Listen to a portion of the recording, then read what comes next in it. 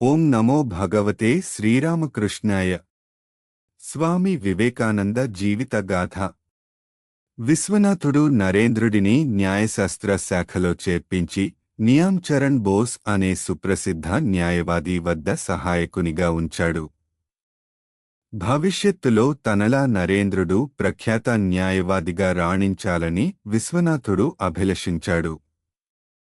తండ్రితో పాటు ఉన్నత న్యాయస్థానానికి కూడా నరేంద్రుడు తరచు వెళ్లివచ్చేవాడు.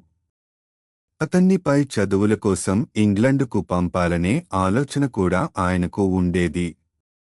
ఆ రోజుల్లో నరేంద్రుని పెళ్లి మాటలు మొదలయ్యాయి. కొందరు బోలెడంత కట్నం ఇవ్వడానికి ముందుకు వచ్చారు.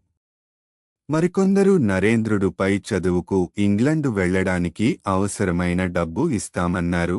కాని ఏ ప్రలోభాల మనస్సులో చోటివ్వని నరేంద్రుడు వివాహానికి సమ్మతించలేదు.